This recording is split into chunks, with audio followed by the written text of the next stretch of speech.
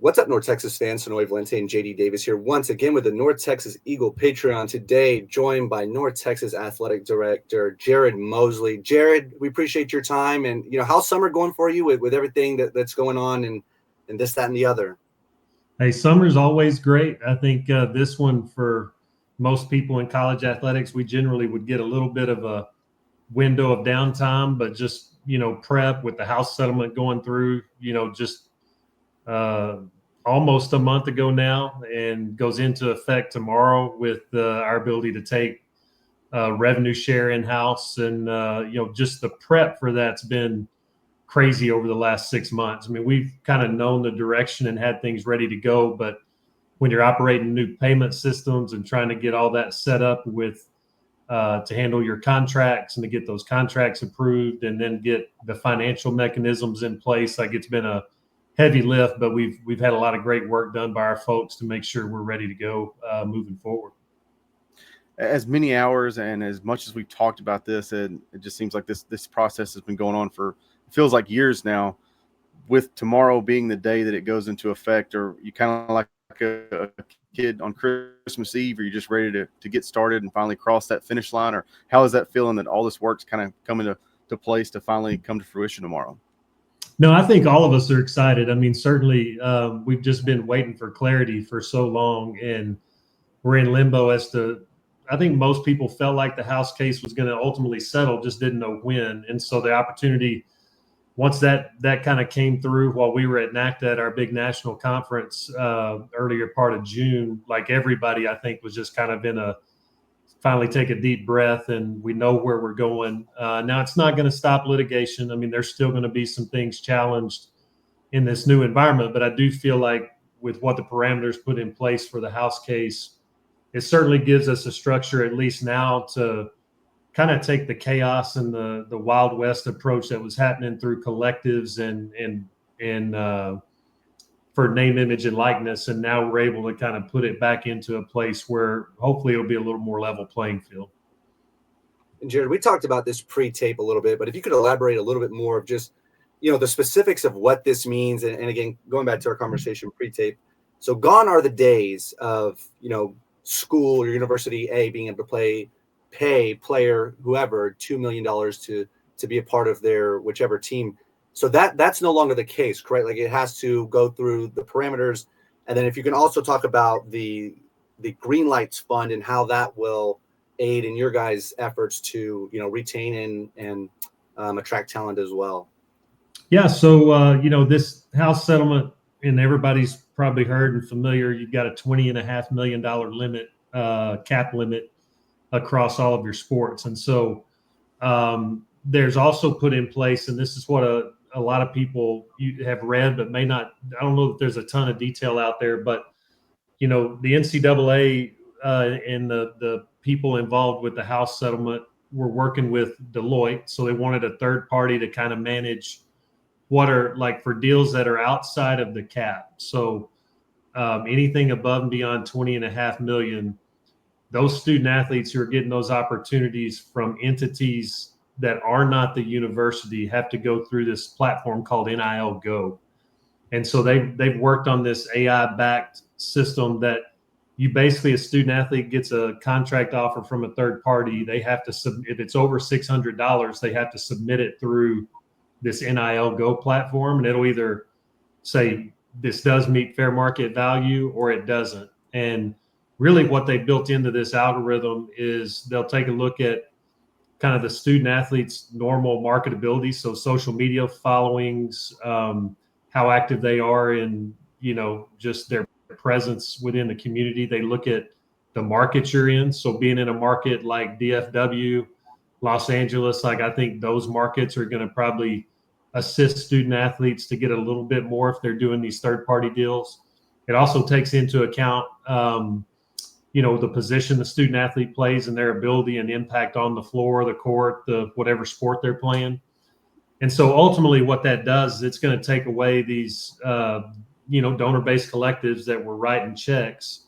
It's going to truly be for market-based value moving forward. And so, they had indicated when this came out that approximately in some of the test cases they did in this system before that they were aware of, they took contracts from student athletes and their collectives, and about 70% of them got kicked out and were not fair market value. So I think for North Texas, because we're going to be far enough under, this $20.5 million cap, it makes a ton of sense for us to do what we can to build new revenues, to earmark and work with the institution on, how we're going to be successful in the American Athletic Conference in this area.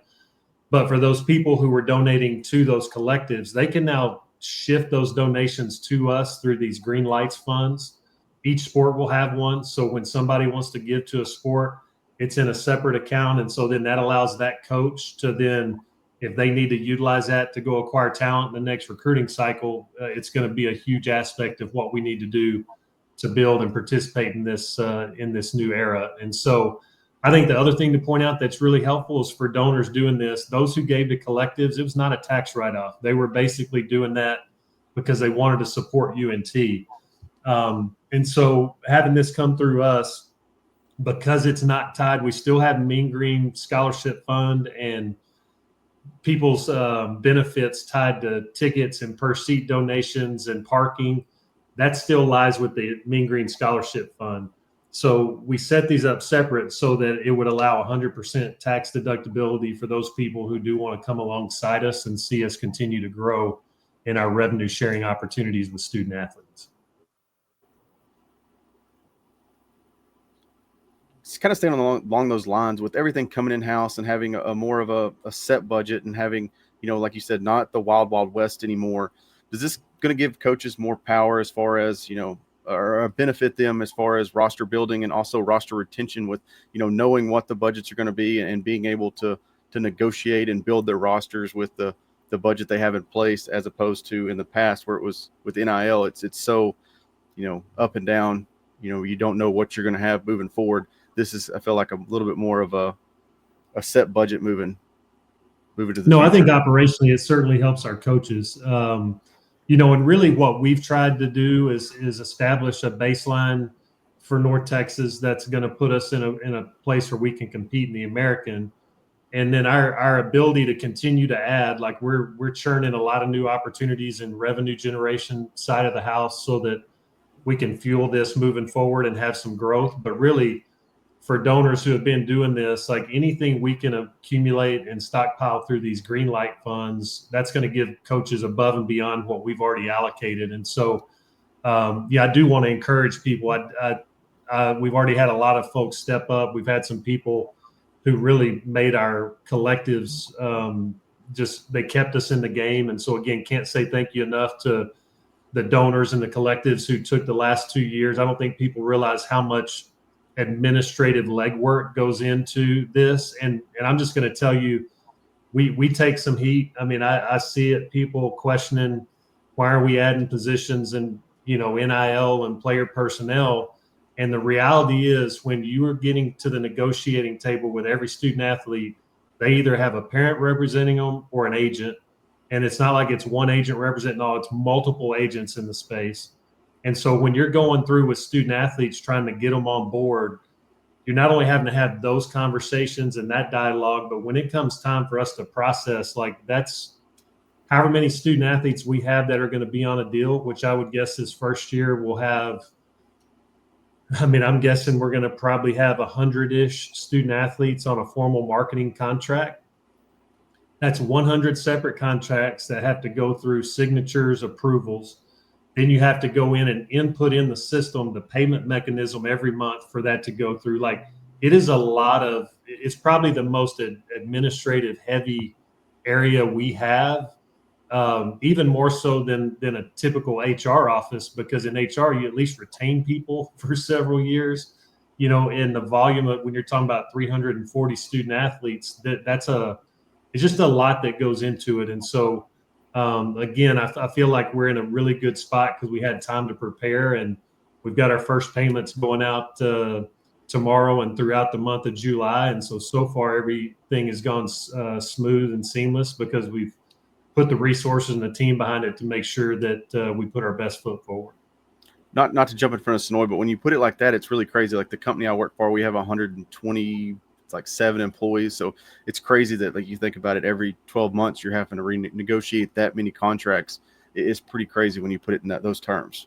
Well, it's not even 12 months. Like we have some 6th and 7th month for the student athletes we know are only going to be here a season, and then we're going to figure out where we go from there. So really, it's a mix, and I can't tell you the percentages yet because we haven't gone through we don't have all the contracts back. But some of these aren't like you're negotiating them once a year. Some of them you're going to be negotiating them twice a year, and certainly with recruiting cycles, you have another negotiation window every time. So there's a lot that goes into it. There's also education components. We've got some of these people, who are doing other roles, outside of some of the administrative functions. Like we've got a couple of folks who are out here actively talking to donors about, casting a bigger net and how we can get more people involved with our Green Lights funds. We've got people looking and helping us administer event ideas and all this stuff where we're going to have to create a new path because we can't just dip into the same well time after time. And so again, it's we're going to learn as we go, but I feel like we've got a good base right now that's allowed us to come out of the gate pretty strong. How close do you feel like things are for these contracts being multi-year, as well as having a buyout clause attached with them for some of these players? Yeah, I think that's close. I mean, we've talked about it across the industry with our colleagues. I mean, I think you'll see a few people look at some multi-year deals right out of the gate. I think for us, until we kind of get into a rhythm of kind of understanding how this works, and 2, seeing the impact, like I think buyout clauses will come, and certainly at the higher level, they'll have them right out of the gate. But for us, a lot of people backload these contracts. So you may stagger some monthly payments, but there's a balloon payment at the very end that's after the portal window closes, so that really you're banking on a student athlete's going to have to stick with you past that portal in order to get that bigger payment. And then if they don't, you're at least getting a decent chunk of that contract back. So, we're going to kind of see how that plays out for us. I think a lot of the group of 5s and even the, the student athletes who aren't, at the highest levels in these marketing agreements, I think a lot of people are doing those balloon payments to see how that kind of plays out before we go into some type of a buyout. But I will say, going back a little bit too, I think it's important for people to know through the House settlement, the College Sports Commission was established, which is going to be an enforcement entity now. So third party, not associated with the NCAA. And so when there are people who circumvent the NCAA cap, which we have a system now that we have to input everything we do around the cap to manage that. If people are skirting the rules, trying to bypass the NIL Go system for third party deals, I mean, this group's going to also be there to help hold everybody accountable.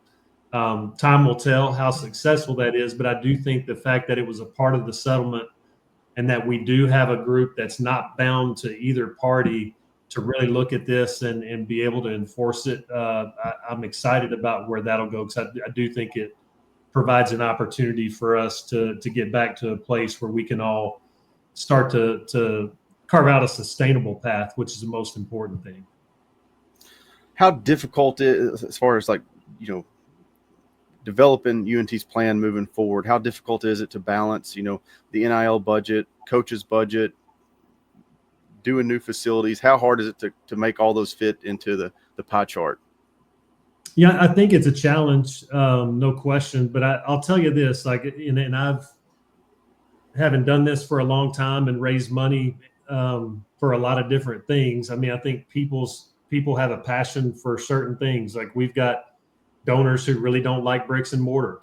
We got donors who don't like NIL and revenue sharing. We've got, I think donors tend to lean into things that excite them and they're energetic about. And so, while it would be nice to say everything we've got, everybody will get on board with, that's not the case. And so I encourage people, get in where you're excited. Like, we had a really good question on our little town hall we did. Somebody asked the question, if I've got $1,000 to give, where is the biggest impact? And the biggest impact is wherever you feel most excited to give and continue to give. Like, we've got to figure out the pieces on our end.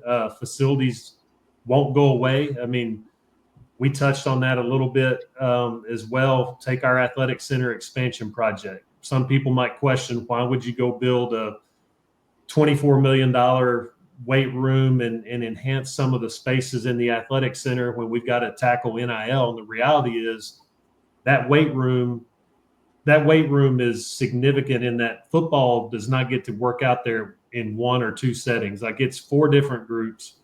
You think about all of our student athletes, we start in there at 5:30 in the morning. The last one's rolling out at 9. And a lot of that's just efficiency, because we've got one small weight room that's filling all of our team's needs there. And so that's an important part of us, not only for our current student athletes and the staff in those areas, but when you really look at future growth, people talk about, when can we add baseball? When are we going to look at adding other sports to North Texas? We literally cannot take another team because we do not have the space in strength and conditioning. We do not have the space in sports medicine, which is a critical component of the care we provide to student athletes. And we do not have enough space in our academic center. So if anybody comes and looks at those areas, they're still highly important parts of what we're trying to build with student athletes and support.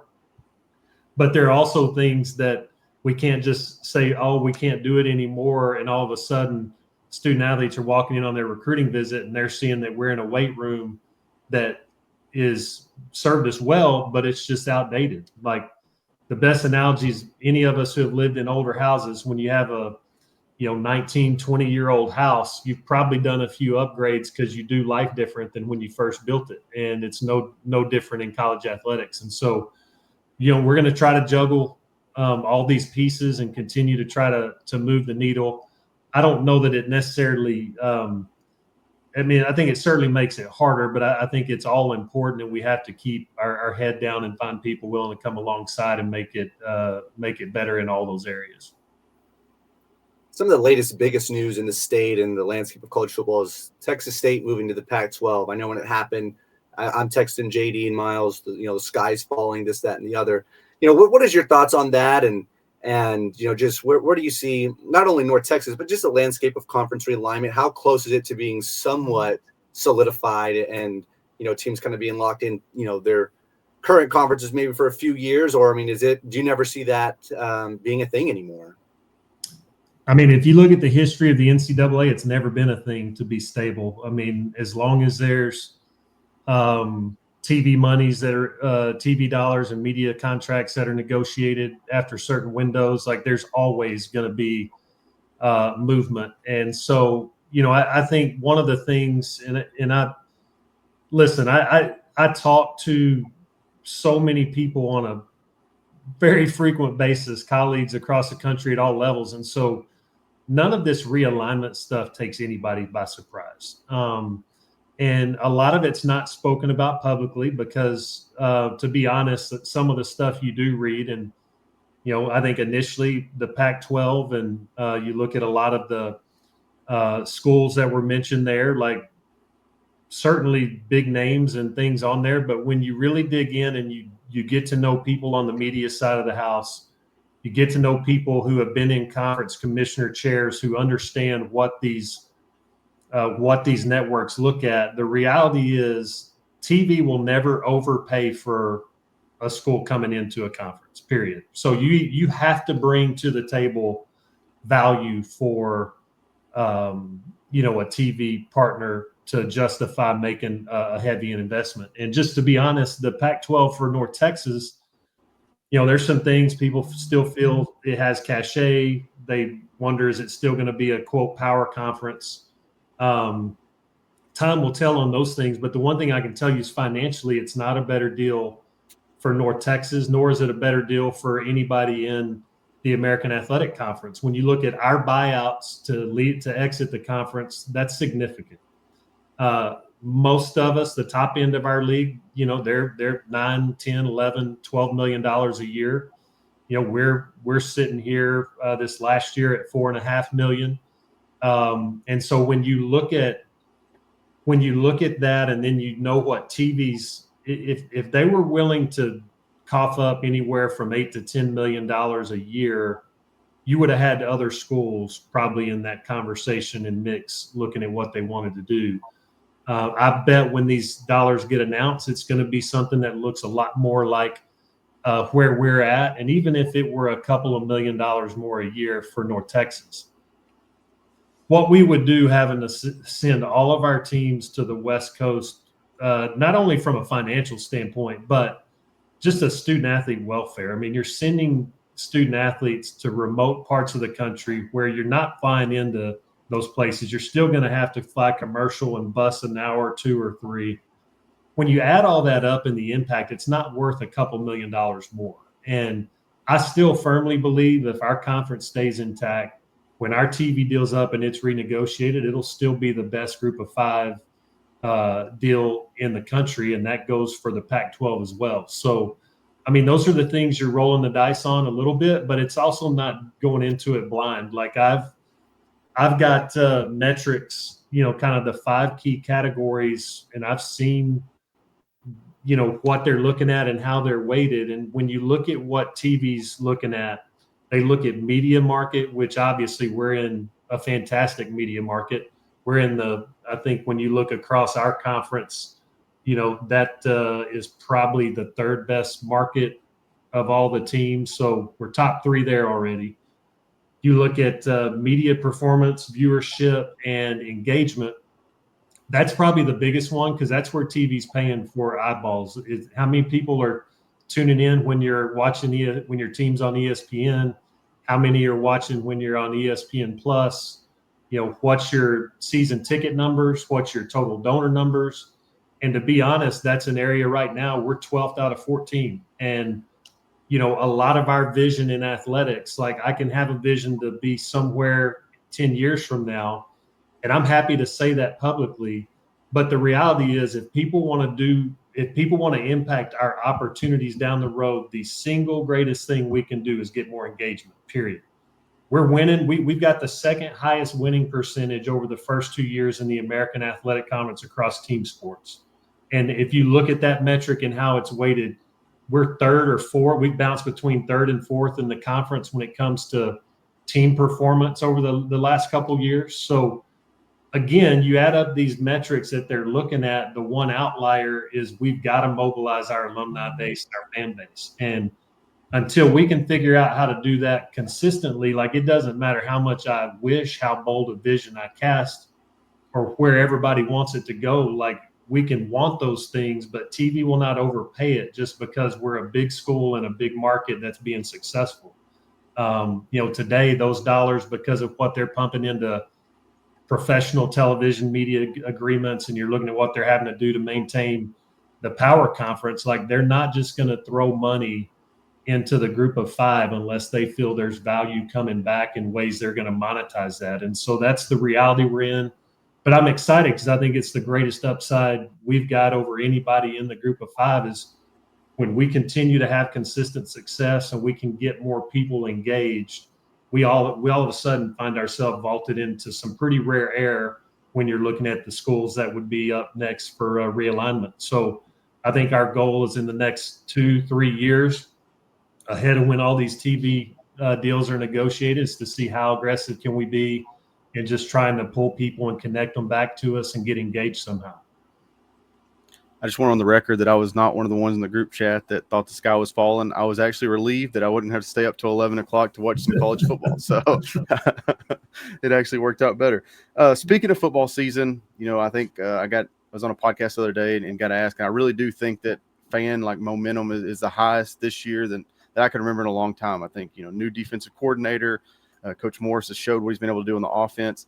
How big is this football season for North Texas as a whole, but then also them having 7 home games? How big is that for a whole athletic department? No, I think, hey, listen, we need football to get out of the gate strong. I think things, when you look at where we're at right now, we've got a lot of things that are given us a little bit of momentum. I do think you talk about just looking at what we've been able to do defensively with Coach Cassidy and his staff coming on board. Like, that's significant when you can bring in a coach who has done this before at multiple stops, and he gets to bring his staff with him to fast track it. And on top of that, you land, a handful of starters from that defense. I think that's an area that certainly gets us excited here, and just watching their growth and development. I think that's a positive.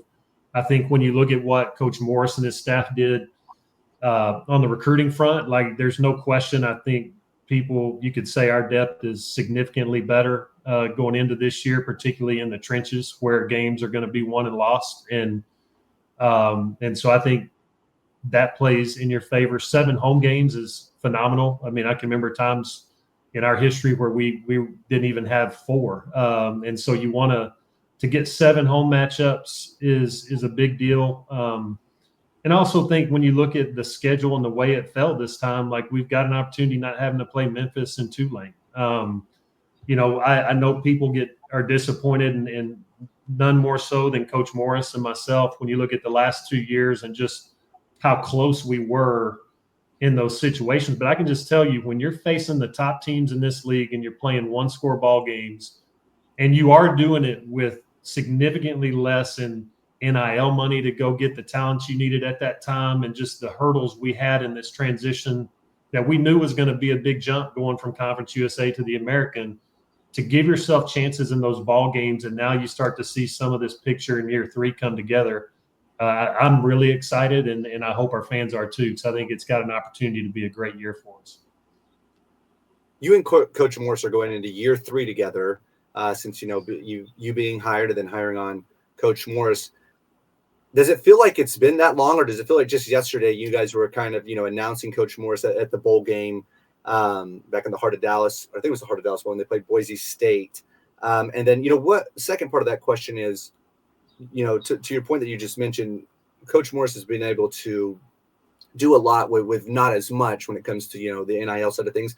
What do you accredit that to, his success, when it is kind of the odds are stacked against him? I mean, I think there's I'll just say this. I love working with Coach Morris, and I think the thing that a lot of people don't get to see is he never stops thinking about how this program can get better. And listen, anytime you're trying to build, anytime you're in something where the whole foundation is shaken underneath you and in a massive transition, like, having a positive approach to what you're trying to do, having a very clear direction. He's acknowledged multiple times, like, things that he's learned in these first couple of years, and whether it's recruiting or how they're doing workouts or how he's assessing and evaluating, holding people accountable, like, all that stuff has been fun to be right there with him, just to see his wheels never stop turning. I mean, he wants this more than anything. And I think you attribute a lot of it, like, this is who he was as a player. I mean, he's highly, highly competitive.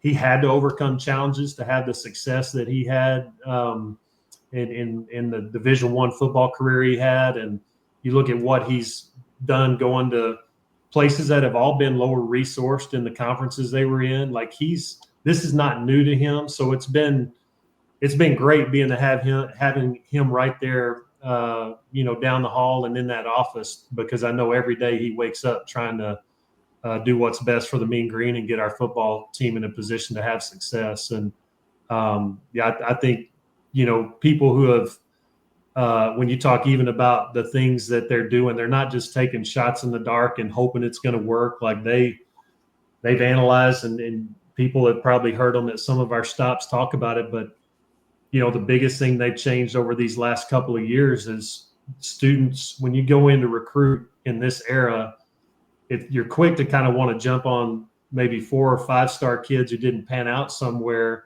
But the kids that we've seen a ton of success are those who just had a high volume of snaps, whether it was Division II, junior college, another Division I program, FCS.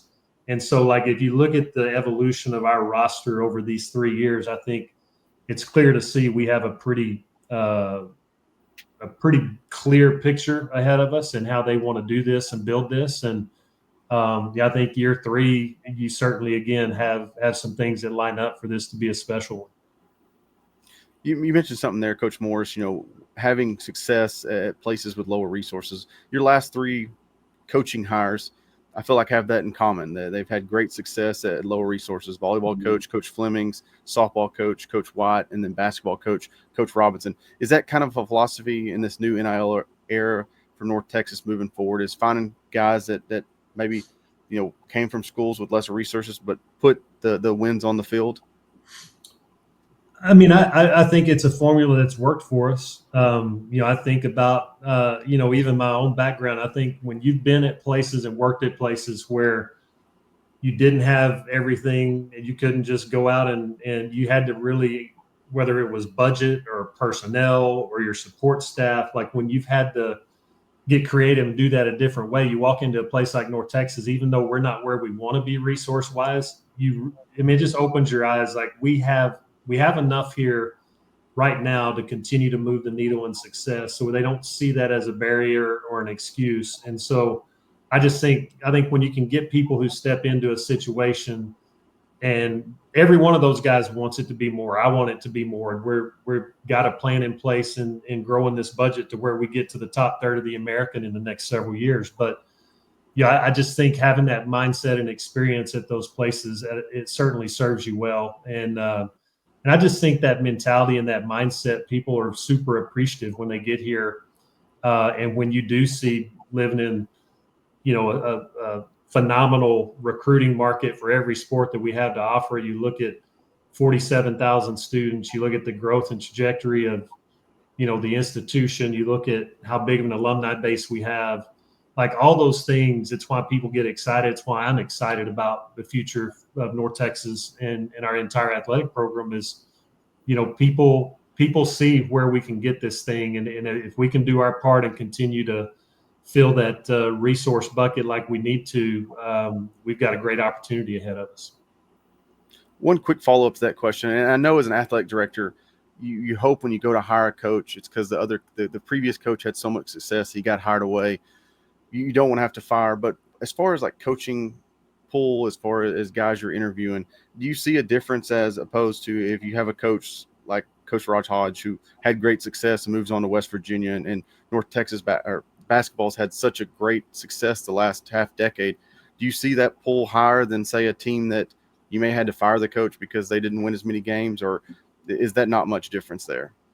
I'll tell you, I mean, in North Texas, we've had our candidate pools, whether it was the program was struggling or we were in a great spot making a handoff, like the pools have been fantastic. And I think a lot of that speaks to, coaches realize when you look at the landscape of what it takes to be successful in college athletics, even at the Division I level in the American Athletic Conference, people see the boxes we check. And so I can tell you, like every search we've done, the candidate pool's been really unbelievable. Like it's the one thing I don't worry about is there being a lack of qualified candidates. Like we've got UNT to a place where in every sport we've got, people view this as a job that they want. And for a lot of people, they view it as a dream job because of, what we can offer in all those areas that matter, when you're trying to build a successful program. And so, it certainly has not been a challenge for us to get candidates that we feel excited about when we've had those opportunities. So September 13th, North Texas hosts Washington State, second home game of the year after hosting Lamar August 30th. Are there any plans in place that you can elaborate on currently on trying to get, the biggest crowd possible during, probably a heat wave, but with all the Pac-12 movement, the game might have just, the ante may have gone up just that much more. But any thoughts on game number 2? So we've got the night before, we've got our second annual Green Lights Gala, which is a fun event that hopefully will draw some people. We had a great turnout last year when we held that, but we're doing it the night before our Washington State game. Our ticket staff's working extremely hard right now. We've got a lot of conversations and commitments on the group front, working with corporate entities to buy tickets, making a big push with students. Obviously orientation in the summer is a big one for us with freshmen coming in. Like we've had a really high acceptance rate on tickets already, even before the first game's played. So, and we're going to have some other activities we'll announce here once we get a little bit closer around pregame festivities and things we're going to do to try to gain attraction in attendance for that game. But, I would say, listen, I think if there's one thing everybody that listens to this podcast can do is, even if you can't be here that game, buy a ticket. We're trying to sell this thing out for the first time ever. And that's a great opportunity having Washington State come in. I know it's going to be hot. Bonnie Bray's a mess. Interstate 35's a mess. So we're like working on everything we can to like eliminate excuses and reasons not to go. But we need to sell DACU Stadium out for the first time ever. It's time, and everybody needs to figure out how they can help us do that. And we're going to do our part in trying to make sure it's worth everybody's time when they get there. You heard the man. Go buy tickets. Just go ahead and buy your season tickets just in case. So you got a ticket for every game in that case. But Jared, thanks as always. You're a great guest. I think you may be on the podcast more than any other host we've had or guest we've had. So if we ever have the North Texas Eagle Podcast Hall of Fame, you're definitely a first ballot Hall of Famer for the podcast for sure. But thanks as always. No, appreciate you guys and really appreciate, again, exciting things ahead this season. And just for anybody who's listening, anytime we get a chance, if you've got questions, if you've got things you're not sure about, pick up the phone, send me an email. Like, I want to be responsive. I want people to feel like they understand where we're going and the excitement ahead. I know the people in our building are fired up, and so we hope everybody else is too. So go Mean Green. Appreciate you guys. Go Mean Green. Go Mean Green.